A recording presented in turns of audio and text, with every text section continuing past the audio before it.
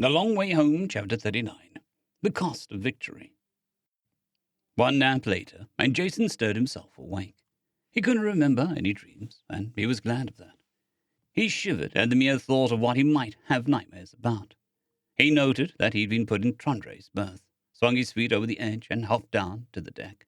A glance to the lower berth showed him that Vi was awake as he said, "Hey, Vi, I meant to come check on you, but Tran and Isis Magdalene got to me first." "I'm good, really, really good," she hummed to him. "Siegfried gave me some stuff." "Yeah, your standard altar does doesn't have certain drugs in it, on account of drug abuse and such. I guess the pirates didn't get him that stuff legally, though." "Probably not," she agreed. "I'm okay.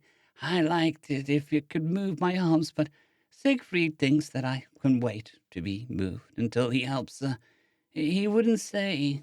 "I won't say either. You don't want to know." "You're afraid." "Aye," Jason said, as he tried to still his trembling hands. "Evil is real, and fighting is scary." "But you won," Vi insisted. "Aye," Jason whispered.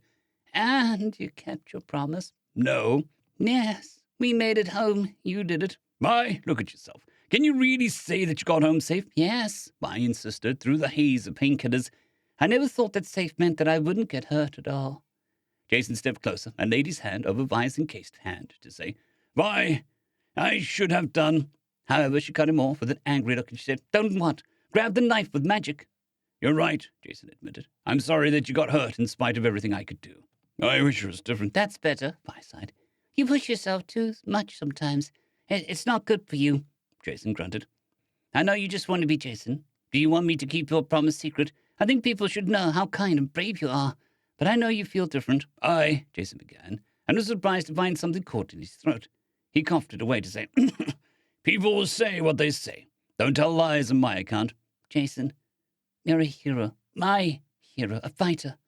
A friend," she muttered as she dozed off once again. "Not a hero," the boy whispered to her.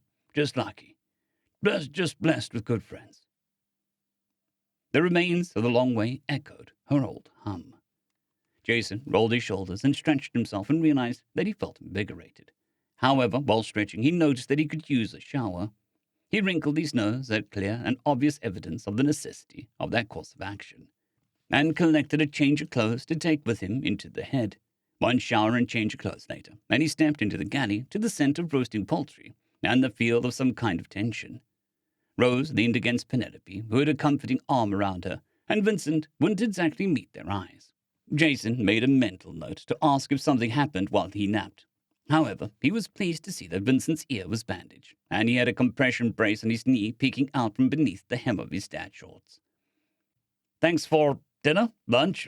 What time is it anyway?" Jason said to Trondrei as he slid into the usual seat, realized that Trondrei was not already against the wall beside him, and with a pang of sorrow that Vi would not be sliding in on the other side. "Where's Cadet?" "Cockpit," Vincent said. "He's trying to establish a connection with the nearest FTL comms relay buoy. A stable connection, anyway." "Can we patch into the pirate ship systems?" "Probably," Trondrei said. "But I don't want to go out into the hangar again. Not with the pirates watching me, even if they can't do anything. I think maybe I might do something to them." "She's a Marquis-built ship," Vincent informed them. "There should be a brig above the quarters deck. Turns out the pirates didn't have any sense, and the command deck was deserted during our fight." Vincent shrugged during a moment of puzzled quiet before he said, "Pirates aren't exactly known for their tactical acumen." "Has Dr. Cog come back?" "No," Vincent said. "I think helping those three has him occupied." Jason nodded and tried to push the queasy-making image of that cabin down. "So there should be an aftward lift, right? We used the ladder since it was a fight." "Yep," Vincent said. "And if you're thinking you and I can cart the prisoners all to the brig, then you're right. Kinda. I don't think they'll all fit." "Well, we can just find a room to stack the ones in the MCAS units in. The walking wounded can be shoved from 5 or 6 to the cell. And as for the seriously wounded but not immobile, I guess we can find some airlocks to shove them in, and there aren't the 2 in the hangar," Jason ventured. Penelope raised her hand as if for permission to speak, and when everyone looked at her in open confusion, she stammered, Your ship is very small. I think it's already hard for you to sleep comfortably, so maybe it would be better for Rose and me to use one of the other ships in this bay as a bedroom." "Food first, work later," Trondrei chided, as she put what looked like the whole haunch of the strange bird-like creature Vincent had pulled down a bare week or so ago. Jason's sense of time had become a little fuzzy due to all the fighting. The memory of what else was done that day gave the savory meat an ephemeral bitter taste that had nothing to do with Trundre's cooking. Jason reached down to touch the deer horn scale and Cal's old hunting knife, but he realized that he'd bolted on its empty tooled leather sheath. He tried to cast his mind back to where he'd left it in a sudden panic, but Vincent slid into the dinette across from him and slid the knife across the table hilt first. "This belongs to you," Vincent said simply. "Thanks for letting me borrow it." "Aye," Jason answered with relief. "No problem." It did belong to him. So, too, did the deeds done by his hand with it.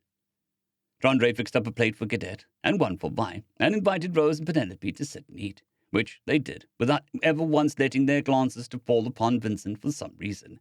Murmured thanks were offered to Trundre for her efforts, and everyone tucked in. Vincent and Jason had work to do, so they both ate quickly. Both Trundre and Isis Magdalene ate normally, and both Rose and Penelope ate hesitantly, haltingly. They were still eating when Jason and Vincent had to ask to be let out of the dinette to get to work. Jason followed Vincent down to the engine room to arm themselves from the remains of his armory. And once down there, Jason found his eyes drifting to the closed blast shield over where the access panel to the long-ways reactor once gave her that droning, soft-spoken, but still vibrant hum once was. It reminded him of a stark white marble cross on repose. Vincent passed Jason a pair of Magak pistols, and Jason attached one to the carry harness he'd put on over his change of clothes, while Vincent belted on a holster to stow 2 pistols in. Then they made their way out of the long-ways corpse to get to work. The defeated pirate vessel growled beneath Jason's feet. The work went quickly. Moving the prisoners encased in IMCASH units was as simple as Jason had supposed, and neither he nor Vincent felt all that compelled to be overly gentle with loading the lot of them onto the hover dolly to then cart them off to the lift and shove them into one of these less disgusting rooms in the quarter's deck. The wounded, who weren't encased but couldn't walk, were a little more involved, since people have a tendency to wiggle if they can, and if one tries to stack them. They had to be moved one at a time and secured in cells, and their limited mobility meant that they had to be laid on berths or floors. However, that only left 24 of the walking wounded, who they shoved 6 to a cell and found that there was just enough room in the brig to secure all of the prisoners after all. As for the rest of the pirates, the corpses were jettisoned without ceremony, except for Kana, who still lay in victorious repose in the hangar bay, awaiting time to be laid to rest with dignity his victory deserved. They left the grub controller where it was. For the most part, so long as one didn't count cursing or impotent threats of violence and violation, the pirates cooperated with their relocation, which is to say that the sight of how many of their fellows they dead reminded them that both the old man and young boy were willing and ready to make good use of the weapons they carried. Those who didn't curse or threaten were either silent or begged or bargained with things that they had no right to bargain with in the first place. All except one, the painted woman, who was among the walking wounded, sneered at Jason when it was her turn to exit the airlock. She sneered at him and asked, "Do you like what I've planned for you, boy?"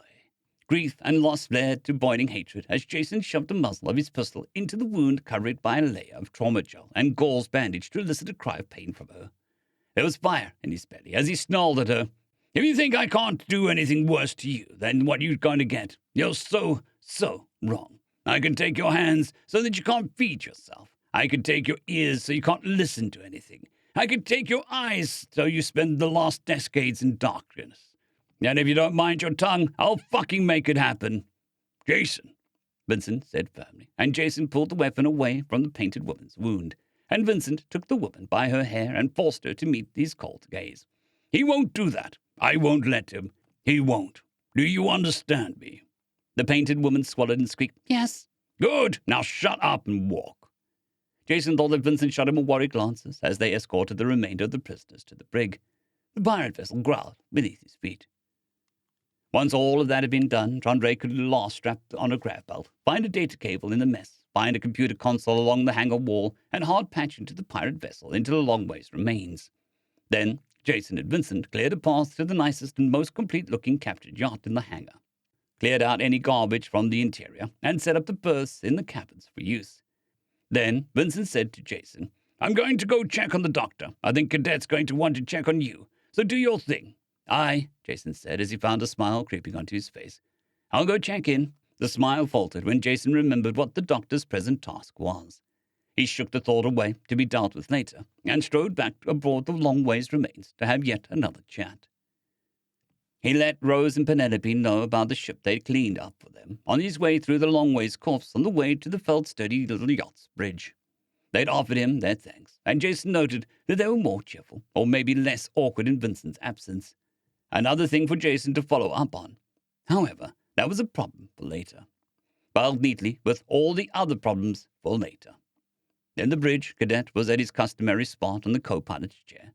Jason, for the first time, experienced a mingled swelling of pride for Cadet overtaking his role as Vincent's co-pilot, and grief at his adopted cousin's loss at the death of the Long Way. The strange mingling of feelings nearly eclipsed his own grief at her death, and he was entirely too young to know what to do with it. So he worked to blink away his tears before they fell, and sat down in Vincent's worn and patched pilot's seat. "How are you doing?" Jason asked through a tight throat. "This is how it feels when someone dies. I hate it," Cadet croaked. "Me too." "Does it feel like this every time?" Cadet asked, his voice throaty and mournful. Jason looked out the view screen and missed sight of the swirling chaotic colors of the hyperspace sea for a moment. Cadet typed in the comms console. The echo of the Long Way's hum didn't quite fill the silence. "Aye. Every time someone dies, it hurts like this." "That's not fair," Cadet objected hotly, and he pounded upon the keyboard. "Isn't it? Nothing's free, Cadet Primus.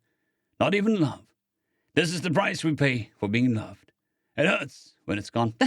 That's wrong." "She would have hurt like this if we lost you instead. I would have hurt like this if we lost you instead.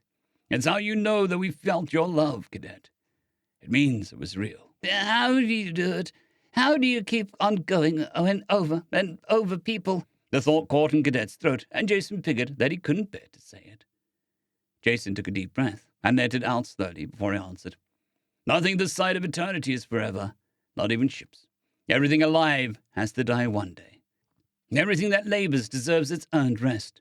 Would you rather she never loved you?" "No!" Cadet cried, and finding nothing and nobody to be angry with, he admitted, "I just wish she didn't die."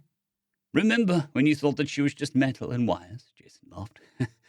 "You looked at Tran and me like we were crazy." "You are crazy," Cadet muttered, as he started typing again. "Everybody knows Terrans, especially humans, are crazy." "Aye," Jason agreed, with a valiant attempt at heartiness.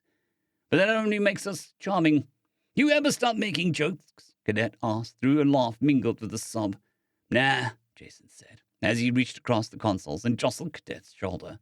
"Life would be too sad if I did." "Are you going to be okay?" Cadet asked, once he'd gotten a hold of himself. Jason wanted to quickly and confidently say that he was already okay, but he couldn't lie to family like that. "I'll get there," he admitted at length. "In the meantime, I can regulate. I have friends and family to help me out of trouble, after all." "If I can do something," Cadet began, but he was cut off by a ping from the console. "Incoming hail," he muttered distractedly. "From the amongst Sartides we rage. That sounds close to the ship that you said you lived on." "Answer it right away," Jason exclaimed, joy bursting through all else in his young heart. Even empty, the corridors of the pirate vessel's quarters deck held a wounded menace. Vincent wasn't a star sailor, or, come to think of it, the chief insisting that he had adopted him as an uncle might mean that he was now, but that wasn't material for his current thoughts. He had a vague recollection that the star sailors didn't believe a ship could be evil, not in itself. He wasn't sure, he agreed. The things done aboard this vessel would taint her down to a keel. He supposed it was evidence, or would be shortly, so he tried not to disturb too much. He'd never actually had to deal with the crime scene of a Republican law enforcement unless one counted passing a background check for buying military surplus, which nobody counted. Again, his mind was wandering to superfluous thoughts to keep him from settling on where he was going, on what he'd seen. He told himself that he'd seen worse, but nothing came to mind when he plumbed the depths of his memory. He crossed the border from refuse to refuse as he stepped into Dr. Cogg's little waiting room. He didn't waste any time with temporary relief. He plunged into the surgery suite, where he saw the three boys under the effects of anesthetic, all tubes and wires, except those that were obviously medically necessary, and other foreign objects removed, and all wounds that could be stitched closed, while all wounds that wouldn't be were covered by a soothing layer of trauma gel. His belly twisted into knots to note that the doctor had been forced to make several amputations to free the children from the painted woman's twisted apparatus. "Cog!" Vincent snapped. "Where are you?"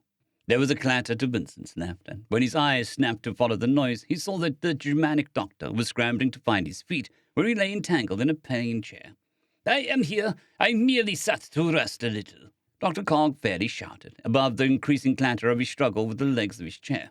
"Easy, man," Vincent said, as he plucked the chair away.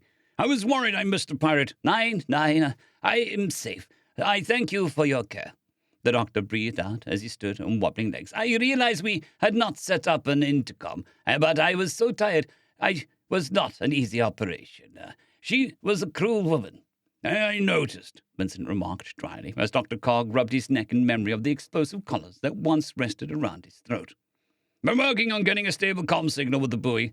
"That is good plan. Our night troop is hitting up boarding torpedoes, ready for fight. Might mistake you for a pirate." "Me? You have a scoundrel sort of look. I mean no offense. A golden heart under a shaggy coat." "What do they need?" Vincent asked as he jerked his head towards the boys and medical gurneys.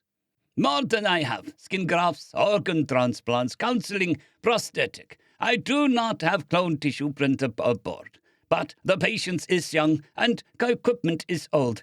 I was able to think of the pirates. If they die, they die. But—" Dr. Cog trailed off as he rubbed his throat again. All right. Well, when I left, you were getting my old ship patched into this place's data. So I'll call on you on the intercom when I have an ETA. 9, the Dr. Cog said as he squared his shoulders, as if preparing to fight him. "I will attend the little guild of I. Now that these R3 are stable, she should not be encased longer than necessary." End of chapter.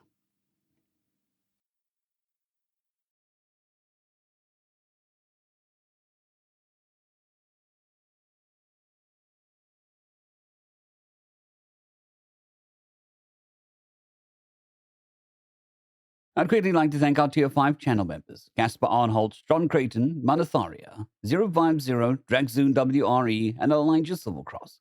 Thank you very much.